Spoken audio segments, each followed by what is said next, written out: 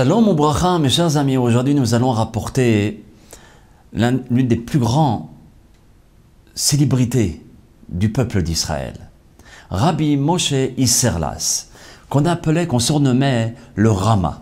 Rama qui est l'acrostiche de Rabbi Moshe Isserlas. Ce grand maître, il est né en Pologne, dans la ville de Cracovie, en 1520. Son père s'appelait Rabbi Israël. C'était déjà un grand dans la communauté et il s'occupait aussi de la communauté juive. Et depuis sa tendre enfance, Rabbi Israël a envoyé le Rama, ça veut dire Rabbi Moshe Isserlas, dans la yeshiva de Rabbi Shalom Shechna. Et plus tard même, il va se marier avec sa fille.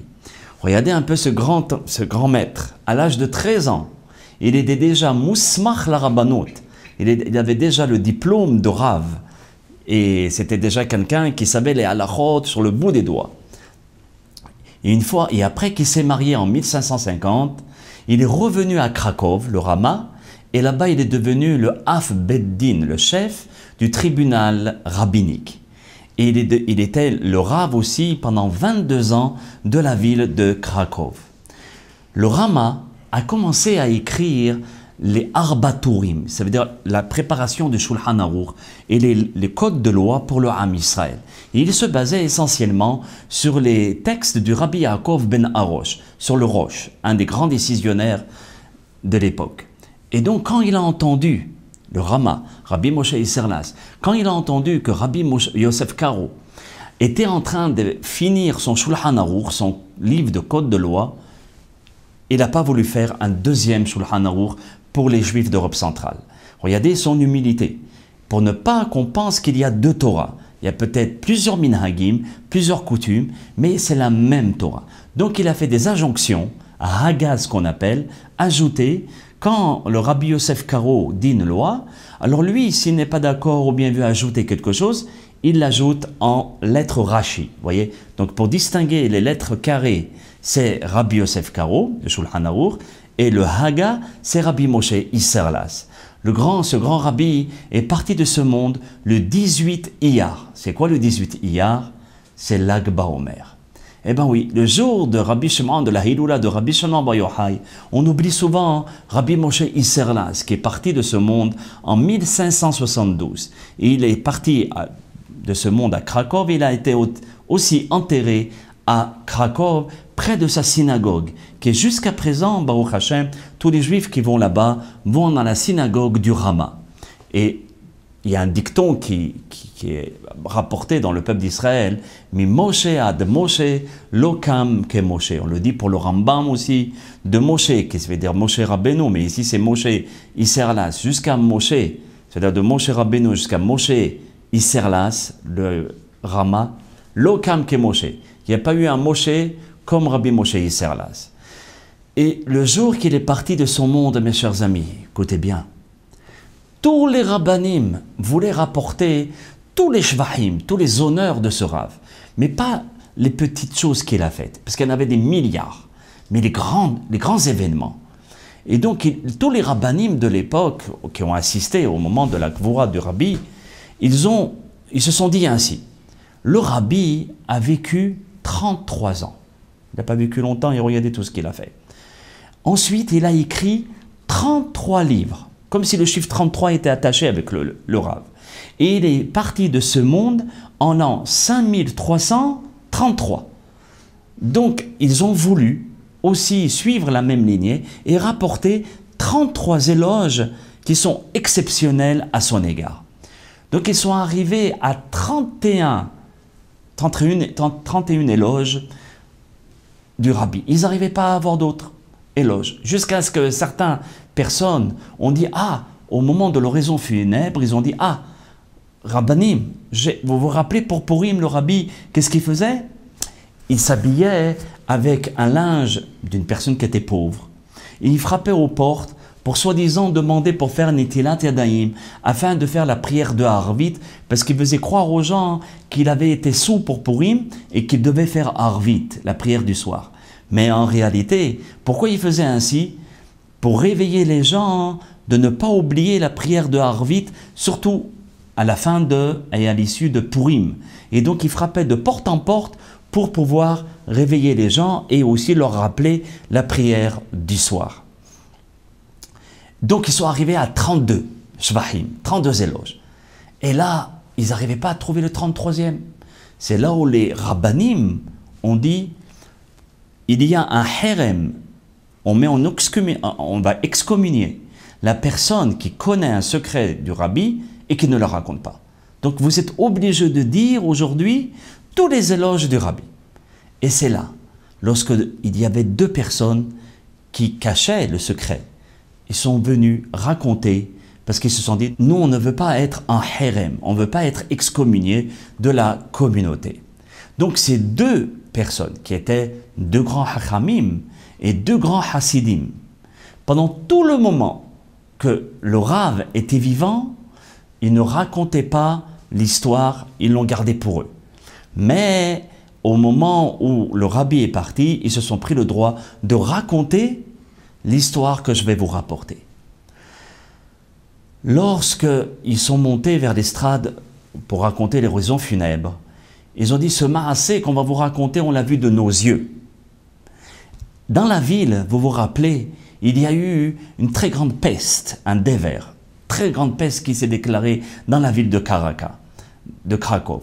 Donc il y a eu beaucoup de personnes de la communauté qui sont parties de ce monde, des femmes, des enfants, beaucoup de monde. Et il y avait beaucoup de pleurs. Et ça faisait énormément de mal à Rabbi Moshe Isserlas. Un jour, il a décidé de mettre fin à cette plaie.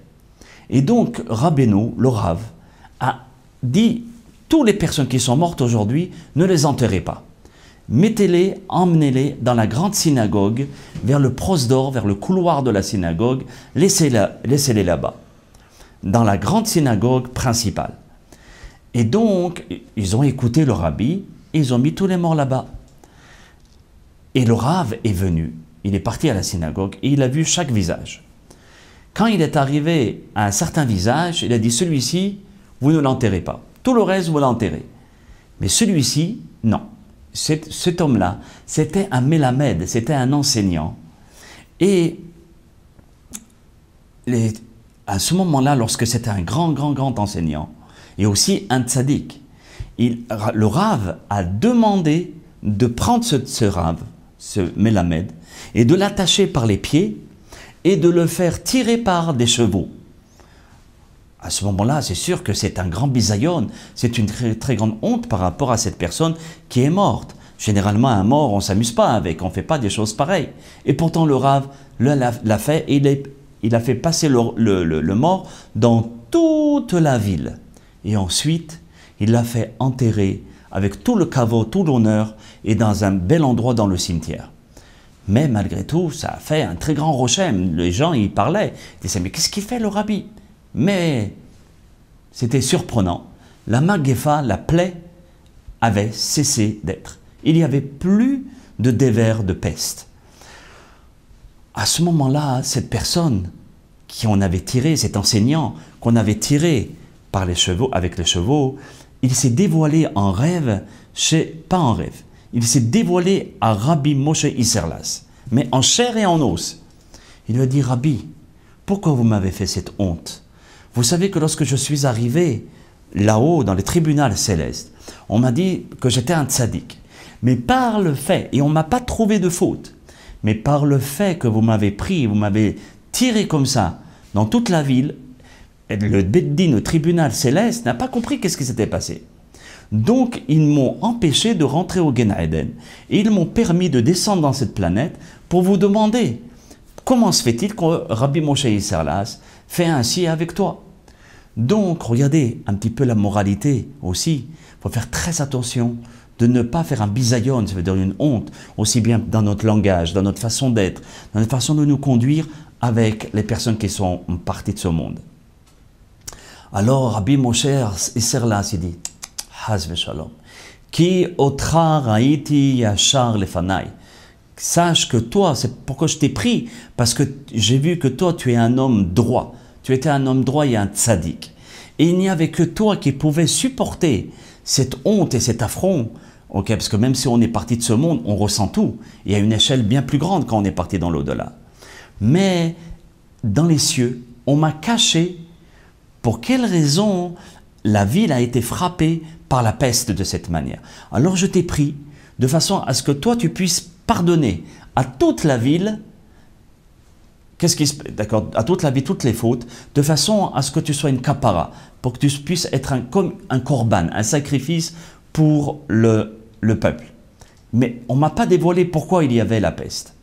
Le Niftar, le Mélamed, c'est dans l'enseignant, il dit Rabbi Moshe Isserlas, si tu veux savoir qu'est-ce qui s'est passé et pourquoi il y a eu le Onesh, ça veut dire il y a eu la peste dans la ville de Krakow, viens, je vais te montrer. C'est là où Rabbi Moshe Isserlas, il demande à deux de ses élèves, qui sont les deux élèves qui sont en train de rapporter toute l'histoire au moment de l'oraison funèbre à toute la ville, il dit, nous allons partir à l'extérieur de la ville. Et là-bas, ils sont rentrés dans une grotte. Et qu'est-ce qui va dans une grotte? Un Ben Israël, bravo notez-nous, mais un grand pécheur. C'était un grand Richard de la ville et qui faisait des grandes fautes. Et il faisait l'adultère avec des femmes qui étaient mariées.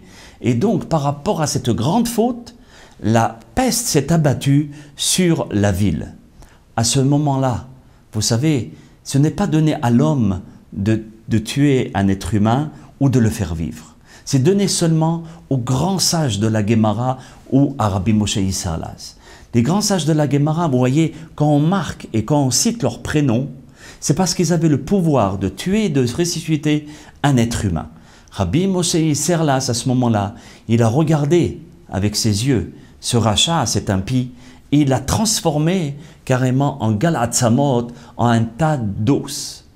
Et c'est sûr que les élèves étaient vraiment surpris. Et tout le monde qui était en train d'entendre ça était très surpris de voir la grandeur de Rabbi Moshe Isserlas. Même si c'est une histoire qui est très dure, mais à travers cette dureté, on voit la grandeur du Rabbi. Et il dit, l'histoire ne s'arrête pas là. Et les deux grands maîtres, les deux hassidiques, ils disent, vous vous rappelez que dans la ville, il y avait une femme qui était Aguna. Qu'est-ce que c'est une femme Aguna? C'est son mari a disparu. On ne sait pas ce qu'il est vivant ou mort. Et cette femme-là n'a pas le droit de se remarier, parce qu'une femme ne peut pas appartenir à deux hommes. Donc, tant qu'on ne sait pas où est parti son mari, on ne peut pas la marier. Et vous vous rappelez que Rabbi Moshe Isserlas avait permis dans la ville à cette femme-là de se remarier et de ne pas faire de recherche. Et vous vous rappelez que ça a fait un boom. Tous les rabbinim étaient surpris, mais on a fait confiance au rabbi. Et toute la ville en parlait même. Eh bien, vous savez qui était le mari de cette femme-là? C'était le mari que Rabbi Moshe Isserlas avait tué avec ses yeux. Donc comme il savait là où il était, automatiquement, il a autorisé cette femme. Mais il ne pouvait pas en parler parce qu'il ne voulait pas montrer sa grandeur au peuple et à la communauté. Parce que déjà comme ça, on le respectait énormément. Si on savait tout ce qui se passait derrière, alors encore plus, on aurait pu le prendre comme un dieu. Et c'est cette histoire que je vous raconte, elle se trouve dans le Pinkas, dans le livre, d'accord, que la Hevra Kadisha a écrit. C'est la Hevra Kadisha de Krakow. Et là-bas, il y a cette histoire que je vous ai racontée. Et après cette histoire, on est arrivé à 33 Shvahim, 33 éloges du Rabbi. Et c'est là où ils ont enterré Rabbi Moshe Isserlas. Que son mérite, Be'ezrat Hashem, Yagen Ba'adeno, qui puisse nous protéger, Ve'al Kol Am Israël et sur tout le peuple d'Israël. Amen Kenei Ratzon. À très bientôt, mes chers amis, pour d'autres histoires de nos grands maîtres et de nos grands sages. Kol Tov.